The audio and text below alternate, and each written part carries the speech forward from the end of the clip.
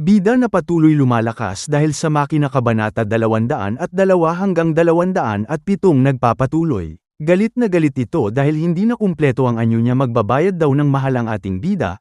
Nagulat ang magkapatid dahil lumindol ng malakas, nasira yung babong sa Binat Alien ng ating bida, kinuha siya ng malaking bulaklak, dinala siya sa itlogan ni Liu Jie, hindi daw ito makakatakas sa kanya. Kasalanan daw nito kung ano-ano ang nilagay sa utak niya. Sinira daw nito ang evolution niya na kapag desisyon siya na kakainin si Liu Ping, kapatid nito at lahat ng tao. Ano daw nangyayari sa kanya? May pakiramdam na ito wag na daw pumalag ang ating bida dahil papahirapan niya ito. Nagawa na daw nito. Tinanong ni Liu Jie anong pinagsasabi nito. Binati ni si Liu Jie dahil may utak na ito dahil nagsimula na siyang mag-isip kagaya sa tao. Natuwa naman si Asawako sa narinig niya. May kaalaman na daw ito kaya anong unang plano nito, magpaparami daw sila. Kasalanan daw ng ating bida kaya siya ganito, kaya dapat niya itong panindigan. Nawala ng lakas ang ating bida, sabay sinimula na ang laban, muntikan nang hindi makaya ng ating bida na gastuhan ito ni Liu Jie kaya gusto nitong magkasundo sila, magbibigay siya ng mutate alloy kapalit ng oras ni Liu Ping, dahil mag-asawa na sila hindi niya pwedeng pabayaan ito. Tinanong ni Liu Ping para saan ginagamit ang nano variation alloy, ang nakalagay sa isip niya ay panlaban daw ito sa nano devouring worms. Ang mga insektong ito ay artificial technology, kinakain lahat ng uri ng bakal, maliliit daw ito parang koto kumakapit at kinakain ang lahat ng bakal sa mundo. Ang lahat ng nilikha gamit ang bakal ay mauubos na. Pawat na lang si Liu Ping sa pagkagulat. Tinanong ni Liu Ping nasaan ang mga insekto, hindi daw nito alam pero ang bagong Roma ang may hawak nito kaya sigurado nasa kanila ito at pwede daw siyang makapagbigay ng alloy para maprotektahan ang bahay ni Lolo. Dahil masipag daw asawa niya at isang pamilya na rin sila, nagpa-hard to get si Liu Ping, hindi niya ito tinanggap dahil isa daw siyang tunay na lalaki kaya hindi siya magtatago sa palda ng isang babae. Maya-maya ay nakatikim siya ng mga bukol kaya pumayag na ito pero hindi niya daw masasamahan ito lagi dahil isa siyang pinuno ng tahanan. Marami itong ginagawa, nagsabi si Liu Jie baka lokohin siya nito at mawala na lang pagkatapos niya makuha ang gusto nito. Dapat daw maintindihan ni Liu Ping na wala siyang karapatan magreklamo. Dahil ang buong lugar ay hawak niya, wala itong laban sa kanya. Sabay tumawa ng malakas at biglang nabutas ang itlogan, at biglang lumabas si Auntie Lee Scarlet Queen na galing pa sa malayong lugar. Tuwang-tuwa si Liu Ping dahil dumating na ang magliligtas sa kanya. Tinanong ni Liu Jie bakit ito napasugod sa lugar niya. Matinding laban ito dahil ito ang paghaharap ng dalawang pinakamalakas na bossing. Kahit daw malakas ito, hindi siya magpapatalo kay Scarlet Queen. Wag na daw itong pumalag, sabi ni Liu Ping. Nagsabi si Auntie Lee na 3 araw sa kanya ang ating bida at 1 araw kay Liu Jie sa 1 linggo kaya nagulat tuloy siya. Ayaw nitong pumayag at umatake siya, pinutol lang ito ni Scarlet Queen, sabay nagbanggaan ang mga bundok nila. Tinanong nila ang ating bida kung may paraan ito makapunta sa lugar nila, mayroon daw siyang portal. Napagkasunduan na nila 2 araw kay Auntie Lee at 1 araw kay Liu Jie para daw may pahinga naman si Liu Ping. Binigyan niya sila ng 2 malita, ito daw ang portal, buksan lang daw nila sa kanilang lugar. Pinaalis na siya ni Liu Jie, sa linggo daw ay bumalik ito para makakuha ng mutate alloy at nakita na siya ng mga kasama niya. Tinanong kung ayos lang siya. Nakabalik na sila sa bahay ni Lolo. Gusto daw gawin ni Liu Ping si single mom na head chef dahil magaling ito magluto at makakapag-practice sila. Natuwa naman si single mom sa kabutihang loob ng ating bida. Kinagabihan sa kwarto ng ating bida, tapos na daw problema sa kapatid niya, iniisip nito anong susunod na plano habang may sumisilip sa kanya. Papasukin daw ito ni Lee Sin gamit ang invisible na kakayahan nito.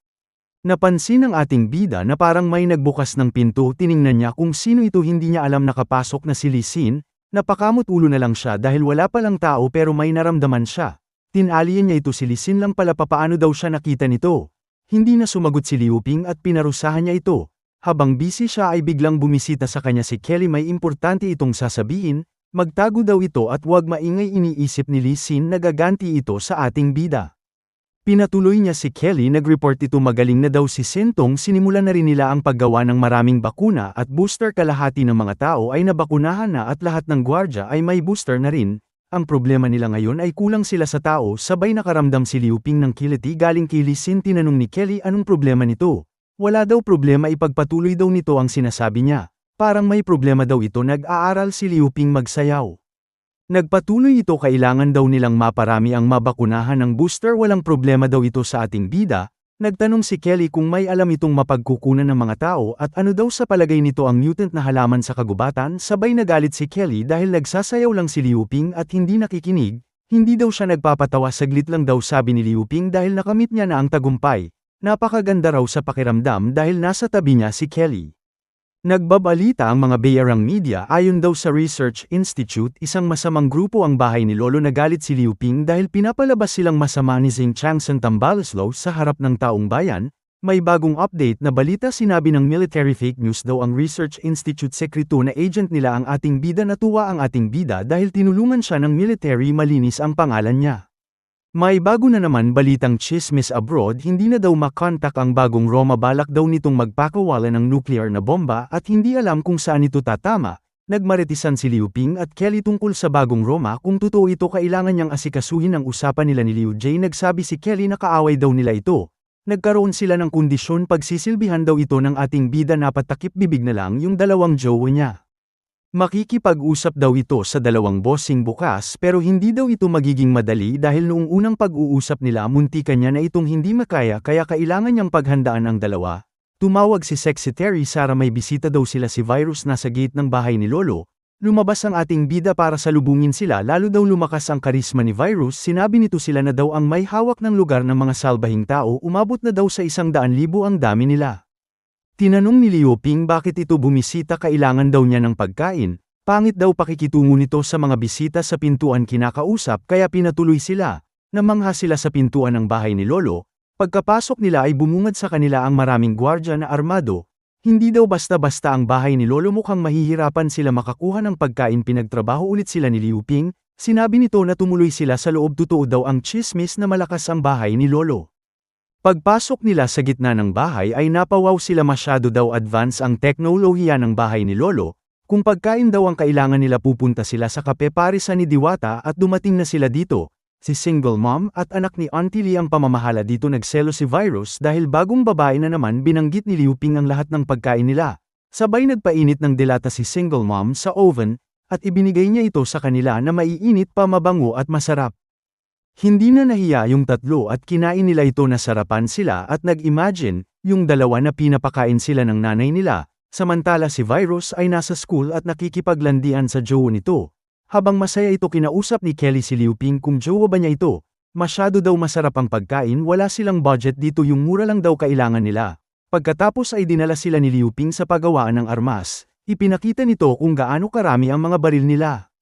Nagulat na naman sina Virus sa tinatagong yaman ng ating bida, sa kwarto ni Liu Ping nilalandi niya ito para maka-discount ano daw ang gusto nitong kainin, ano daw sa tingin nito ang gusto niya mamaya na daw sila mag-usap unahin muna nila ang business kailangan daw niya ng taong bayan, dahil gusto niyang paramihin ng tao sa bahay ni Lolo, malaki na daw ang kanilang lugar alam nito na maraming tao si Virus kaya gusto niyang makipagpalit gamit ang mga ayuda niya.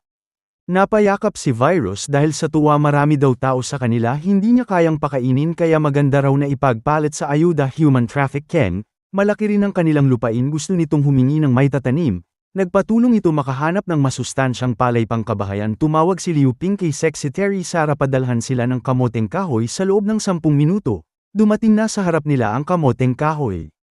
Hindi daw ito basta-bastang kamoteng kahoy sabay hiniwa ito ni Liu Ping na parang piatos. Masarap daw ito at may dalawang lasa matamis at maasin pwede nitong subukan magtanim, nagtalo sila dahil magkaiba sila ng gustong flavor, nagpasalamat si Virus sa tulong nito tinanong kung anong gusto nitong pabuya, nakatulog si Virus pagkatapos ng mahabang usapan tungkol sa business. Sa labas ng pintuan ng bahay ni Lolo ibinigay ni Liu Ping ang malita kay Virus buksan niya daw ito pagdating sa kanila ang portal dahil dito idadaan ang kalakalan nila. Hindi makapaniwala si Virus masyadong advance ang technology ng ating bida, nagpasalamat na naman ito gagawin niya daw ang lahat para siya ang maging pinuno ng Subway Metro Clan, nagalit yung dalawa tama na daw ang baby time lalo pa silang ginalit ni Virus. Si Virus daw ang magiging reyna ng Subway Clan at tutulungan nito si Liu Ping magtagumpay sa buhay, pagkaalis ni Virus ay may biglang dumating tinawag ang ating bida, si Valkyrie na sugatan sinaklalahan nila ito may dala siyang USB naglalaman ng matinding marites. Dinala nila sa klinik para makita anong lagay nito kaso hindi alam ni Uncle Pooh dahil isa daw itong Valkyrie, kahanga-hanga daw ang ganitong nilikha ng Research Institute. Nagkwento si Uncle Pooh bago siya umalis sa Research Institute na sa ikatlong henerasyon na daw ang Valkyrie kaya asahan daw nila na mas malakas pang Valkyrie ang makakalaban sa hinaharap gumagaling daw ang sarili nito. Biglang dumating si Kelly ang USB daw na dala ni Valkyrie na naglalaman ng totoong marites ay pwede nang mapanood sa YouTube. At dito nagtatapos ang Kabanata 202 hanggang 207. Maraming salamat po sa panunood nyo, mag-subscribe para laging updated sa buhay ni Liu Ping.